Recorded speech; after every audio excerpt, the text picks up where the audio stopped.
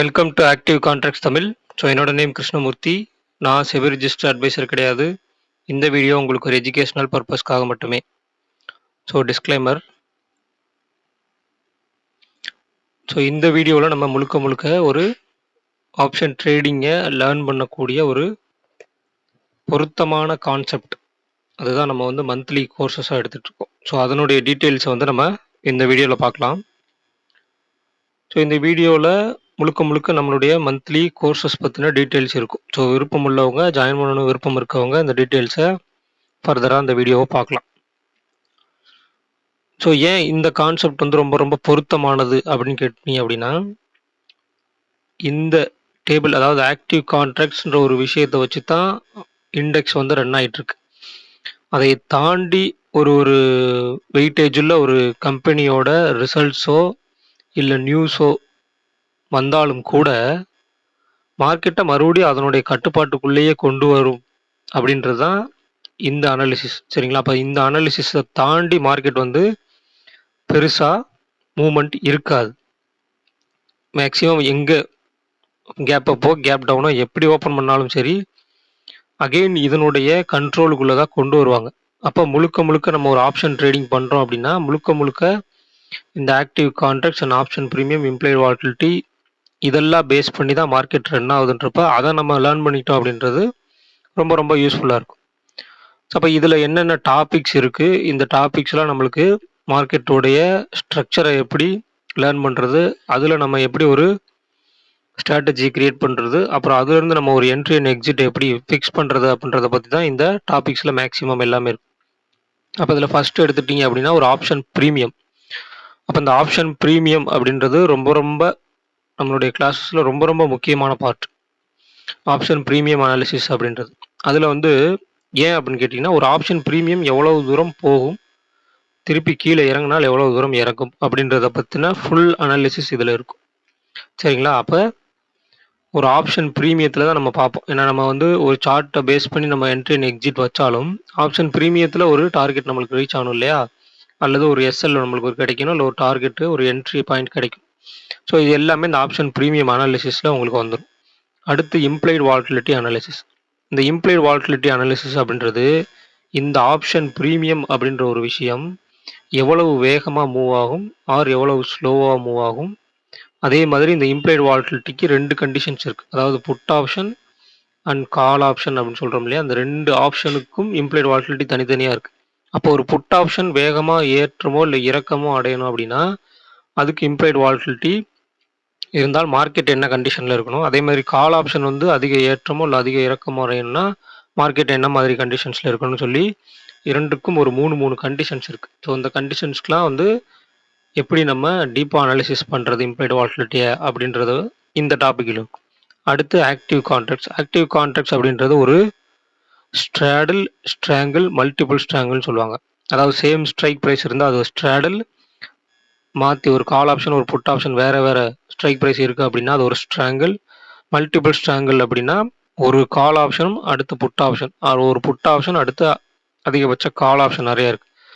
அப்படிலாம் அமையும் போது மார்க்கெட்டோட ஸ்ட்ரக்சர் வந்து எந்த மாதிரி இருக்கும், எதை பேஸ் பண்ணி ஒரு மூவ்மெண்ட் நடக்கும், எந்தெந்த இடத்துல எல்லாம் வந்து ஃபாஸ்டராக இருக்கும், எந்தெந்த இடத்துலலாம் ஸ்லோவாக இருக்கும் அப்படின்றது.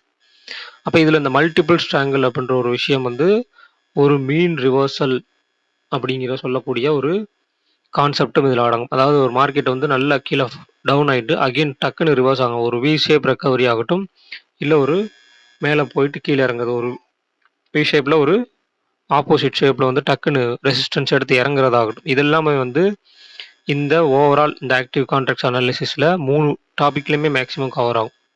அதில் இந்த மீன் ரிவர்சல் கான்செப்ட் அப்படின்ற ஒரு கான்செப்ட் எந்த இடத்துல ஒர்க் அவுட் ஆகும், அந்த டேட்டாவை நம்ம எந்த இடத்துல பார்க்கணும் அப்படின்றதும் முக்கியமாக அதில் வரும். இது வந்து ஒரு ஆப்ஷன் பையர் அப்படின்றவங்க ஸ்டார்டிங் ஸ்டேஜில் பார்க்கக்கூடிய ஒரு விஷயம். ஒரு ஆப்ஷன் பையராக இருக்கீங்க அப்படின்னா ஸ்டார்டிங் ஸ்டேஜில் நீங்கள் இந்த மீன் ரிவர்சல் அப்படின்ற ஒரு ரிவர்சல் கான்செப்ட் எடுத்து நீங்கள் பண்ணீங்கன்னா அப்படின்னா ஓரளவுக்கு நீங்கள் மார்க்கெட்டில் வந்து சஸ்டெயின் பண்ண முடியும்.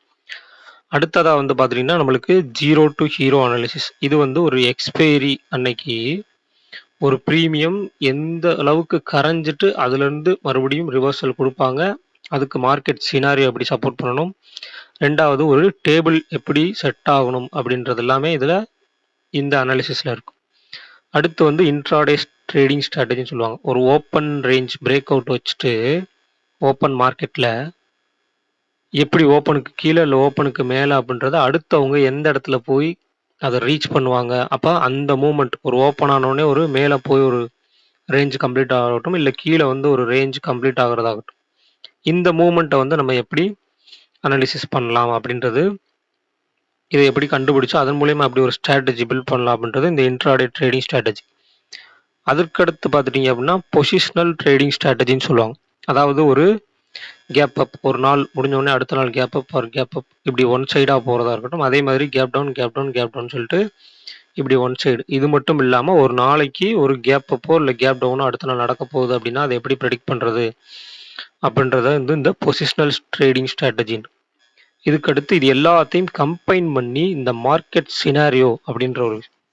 அப்போ மார்க்கெட்டில் வந்து மொத்தம் 4 லெவல்ஸ், அதாவது அன்னைக்கு டேவுடைய ஓப்பன், முந்தைய நாளுடைய ஹை, முந்தைய நாளுடைய லோ, அதாவது எஸ்டர்டே லோ எஸ்டர்டே ஹை, அதே மாதிரி எஸ்டர்டே க்ளோஸ். இந்த 4 லெவலை வச்சு ஒரு மார்க்கெட் சினாரியோ வந்து எப்படி ஓப்பன் ஆயிருக்காங்க அப்படின்றத வச்சு இந்த ஓவரால் டேட்டா இருக்கு இல்லையா, இந்த டேட்டாவெல்லாம் இது கூட எப்படி கம்பைன் பண்ணி பார்க்குறது அப்படின்றத இந்த மார்க்கெட் சினாரியோ அனாலிசிஸ் அப்படின்றத கடைசி டாப்பிக்காக வச்சுருப்போம். ஏன்னா நீங்கள் இந்த ஒவ்வொரு டாப்பிக்கையும் லேர்ன் பண்ணிவிட்டு அதில் உள்ள இன்டர்னலாக தனியாக உள்ள ஸ்பெசிஃபிகேஷன்ஸ் ஒவ்வொன்றா நீங்கள் கற்றுக்கிட்டு இது எல்லாத்தையும் மொத்தமாக இதில் எடுத்துகிட்டு வந்து அப்ளை பண்ணும்போது ஓவரால் உங்களுக்கு ரிசல்ட் கிடச்சிடும். ஓகே, மார்க்கெட் வந்து இப்படி தான் இந்த ஸ்ட்ரக்சரில் தான் ரன் ஆக போகுது, ஸோ இதுக்குள்ளே நம்ம ட்ரேட்ஸ் எல்லாம் இப்படி ஃபிக்ஸ் பண்ணலாம் அப்படின்னு. ஏன் அப்படின்னா இதை வந்து முக்கியமாக தெரிஞ்சுக்கணும், எல்லாருமே இதை தெரிஞ்சுக்கணும். நம்ம கிளாஸஸில் ஜாயின் பண்ணியிருந்தால் மட்டும் இல்லை, நீங்கள் உங்களுடைய தனித்தன்மையில் உங்களுடைய எஃபர்ட் போட்டு நீங்கள் கற்றுக்கலாம். அப்போ இதை வந்து முக்கியமாக நீங்கள் தெரிஞ்சுக்கணும். அப்போ தான் ஒரு ஆப்ஷன் ப்ரீமியம் எந்தளவுக்கு வேகமாக மூவ் ஆக போகுது, ஒரு மார்க்கெட் எந்தளவுக்கு வேகமாக இறங்க போகுதா இல்லை ஸ்லோவாக இறங்க போகுதா, அதுக்கேற்ற மாதிரி ஆப்ஷன் ப்ரீமியம் எப்படி ரியாக்ட் பண்ண போகுது, இல்லை மார்க்கெட் வந்து இந்த மாதிரி ஒரு சினாரியோவில் ஒரு டிஃப்ரெண்ட் சினாரியோவில் இருக்காங்க அப்படின்ற பட்சத்தில் அன்னைக்கு ஒரு சைட்வேஸில் போகுமா. மிக மிக முக்கியமான விஷயம் இந்த ஆப்ஷன் பையருக்கு சைட்வேஸ் மார்க்கெட்டை கண்டுபிடிக்கிறது. அப்போ அந்த சைட்வேஸ் மார்க்கெட்டை நீங்கள் லேர்ன் பண்ணிட்டீங்க, கண்டுபிடிக்க தெரிஞ்சிருச்சு அப்படின்னாலே நீங்கள் மேக்ஸிமம் மார்க்கெட்டில் வந்து சஸ்டெயின் ஆகுறதுக்கான வாய்ப்புகள் அதிகம். சரிங்களா? அப்போ இந்த சஸ்டெயினபிலிட்டி அப்படின்ற ஒரு விஷயந்தான் இந்த ஆப்ஷன் ட்ரேடிங்கை பொறுத்த மட்டும் ரொம்ப பெரிய விஷயம். ஏன்னா நிறைய பேர் வந்து பாதியிலே லாஸ்ன்னு சொல்லிட்டு ஓடிடுவாங்க. அப்போ நீங்கள் மேக்ஸிமம் இந்த சைட்வேஸ் மார்க்கெட்டை கண்டுபிடிச்சிட்டிங்க அப்படின்னாலே ஒரு ஆப்ஷன் பையராக உங்களுக்கு வந்து அது ரொம்ப ரொம்ப யூஸ்ஃபுல்லாக இருக்கும். ஏன்னா ஒரு ட்ரெண்ட், அப்போ தான் உங்களுக்கு ட்ரெண்டான மார்க்கெட் எங்கேன்னு தெரியும். சைட்வேஸ் மார்க்கெட்லேருந்து ட்ரெண்டாக மாறுறது அப்படின்றத நீங்கள் கண்டுபிடிக்க முடியும்.